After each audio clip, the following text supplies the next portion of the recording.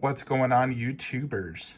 So I have had this channel now for over 5 years. My collection has gone from starting out at just a few simple statues on a table to my monstrous man cave I have now. And I wanted to talk about the evolution of my statue collection and look at a few of these older videos and show you,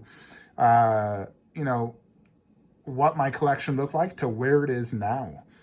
So if you look, my first unboxing video or room tour was actually 5 years ago.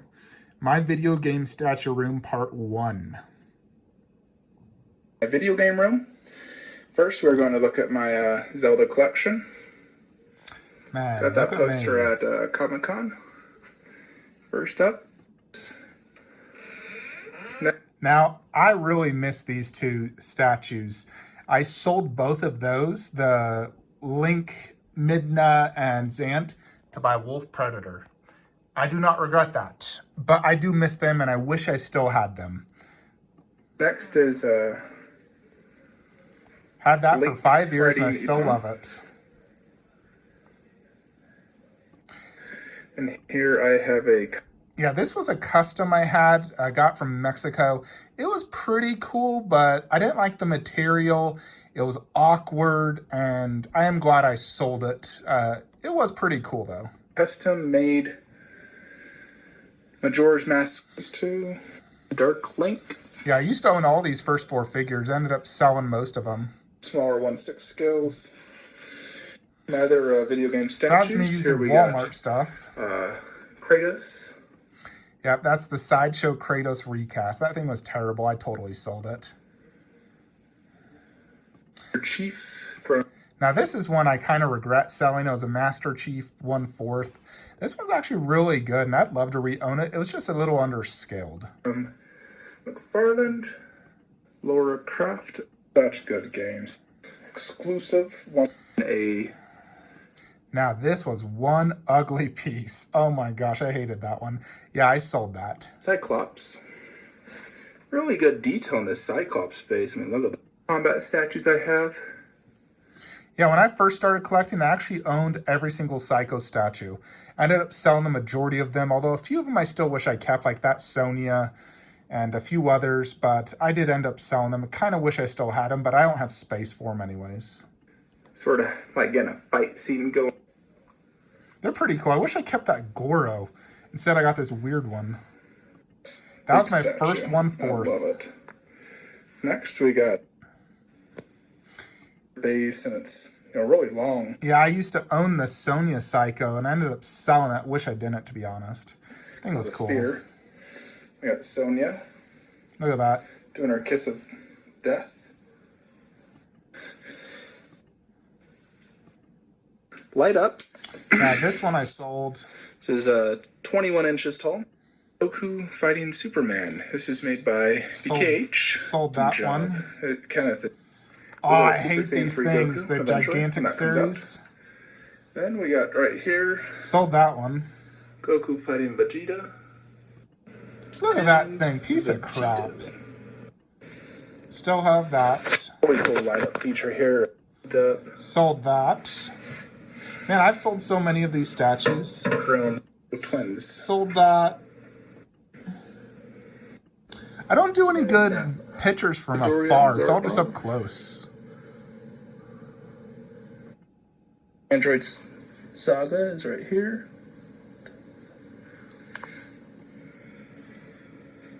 Alrighty, got to the second video where I actually show some screens from afar. So here was my DBZ collection when I first started going. We'll put the new upcoming VKH product made by Kenneth of Vegeta going against Boo. I'm so excited for that. And of course, I also got these little pieces. Figure art. This is a Figure Art Zero collection. Great detail on these little pieces. We like them. Well, hope you enjoy this. Y'all have a great day. Yeah, so when I first started collecting, I had 2 bedrooms upstairs. My basement was unfinished. I had my DBZ Mortal Kombat room, and then the other room, which eventually I took over, was Lord of the Rings, and started to venture into Marvel and DC. I bought all the Lord of the Rings premium formats. I had the Cave Troll, I had the Weta So a lot of Weta statues, the Twin Towers. I had quite a bit, actually. I sold most of them, just kept most of the 1/4 though. Alrighty, so here's another video where I'm showing a little bit of my collection. Now, I don't have a ton of pictures, just the videos of my old collection. And back then I did the Besta 75-inch and was able to fit 1/4 on top, which was quite nice. And in my basement, my ceiling's much shorter, so I can't do that. So I have to stick to the 50-inch Bestas and Stuvas. But check out my movie collection back then. It was very just random statues everywhere. No posters, just the movies. Looks awesome. Yeah, I remember getting that Avengers deal. I had it on the table, and you know, I still have that today and love it. Got the Kong. I did sell the little Kong bust though.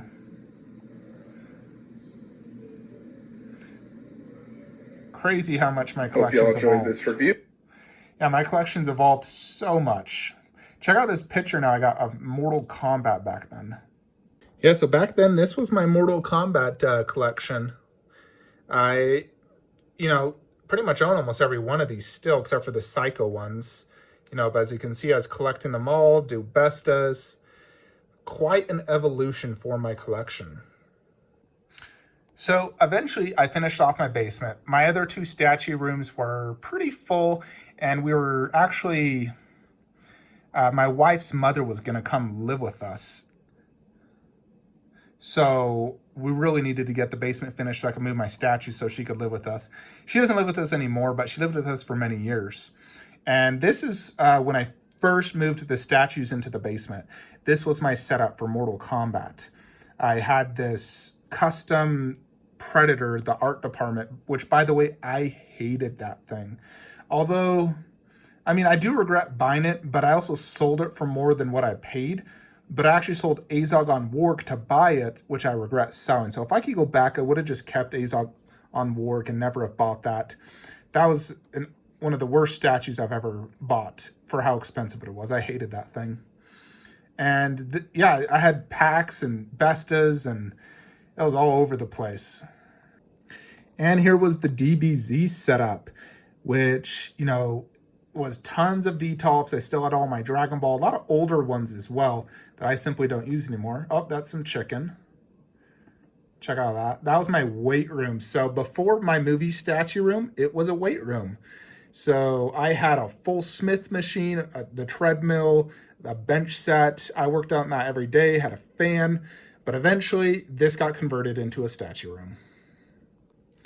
And just an FYI for all you people out there, happy Festivus from George Costanza. This is my card to all of you. So this was my second statue room. At the time, I did not have this theater room. The wife said no statues in here. Before, it was the giant L-shaped couch and a treadmill, and that was pretty much it.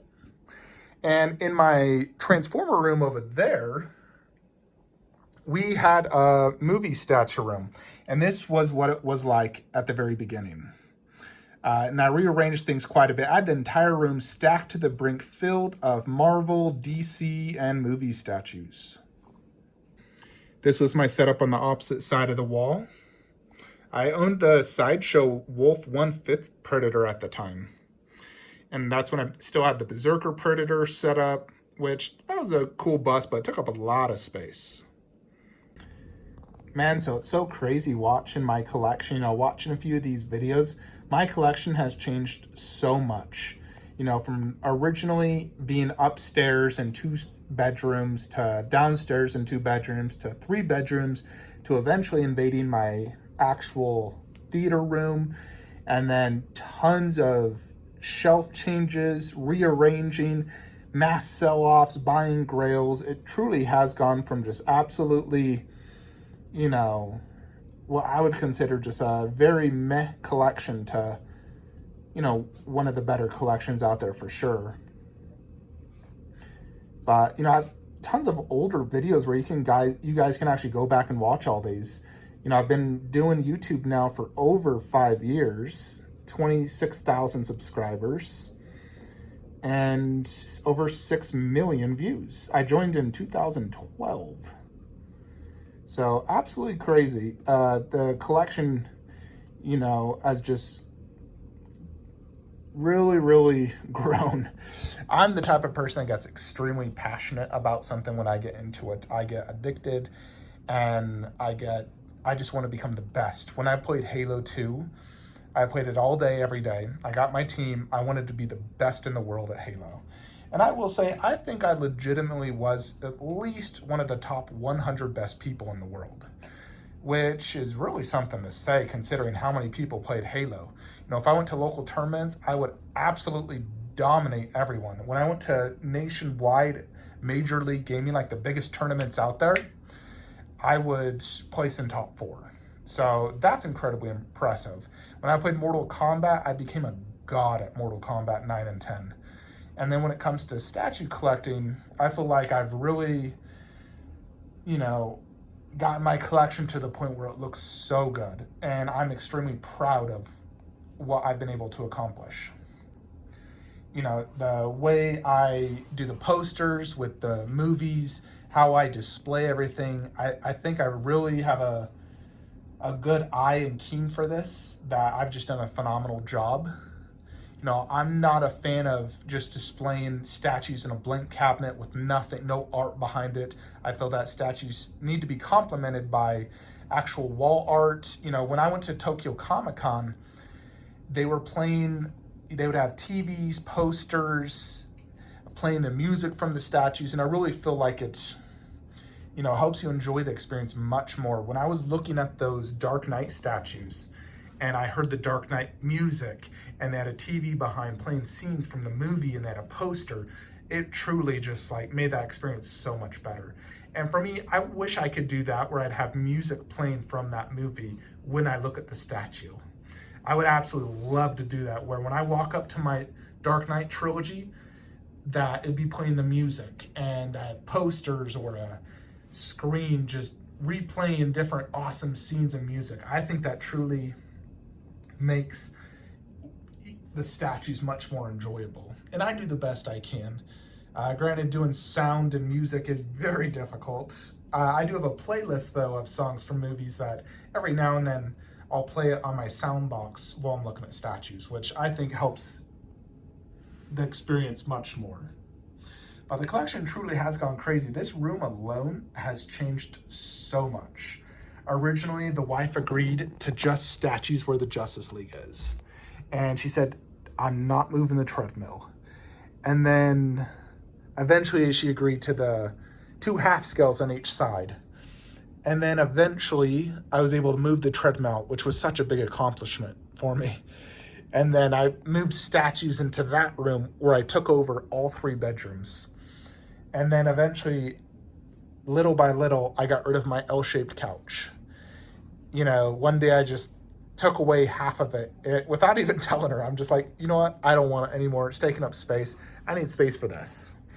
And eventually it got down to the point where I had no couch. And then I bought the one I'm sitting on now. Now, at this point, I don't see any big major changes coming to my collection in the future. I think it really has reached the end of the road where I'm just going to add the final pieces, and then that's it. I've made so many changes. There's been times where that middle bedroom where Transformers is at, that had so much just junk in it, boxes, crap. I spent probably 30 hours cleaning out that bedroom, moving shelves in, moving Transformers in. I spent another 20 hours rearranging DBZ and rearranging my movie room, rearranging this room, changing shelving. I have spent hundreds of hours, painstaking, setting up shelves, moving statues, trying not to break them because they're so freaking fragile. It's just absolutely mind-blowing, the evolution of my collection. I don't think I've seen another collector out there who's gone through such a wild transformation such as me. So, it's definitely absolutely crazy, my collecting journey from 6 years ago, just being upstairs in my bedroom on a little table, having a 1/6 Sonya Blade, 1/4 Shao Kahn, a little 1/6 Goku, and a 1/6 Shenron Dragon. That was where it started, and this is where it's ending. It's been an absolute crazy journey, and thank you all for who has been loyal followers to me and you know, seen my journey of collecting. It's crazy experience I got to share to you guys through YouTube. Hope you enjoy this video. Like, comment, subscribe. Have a great day.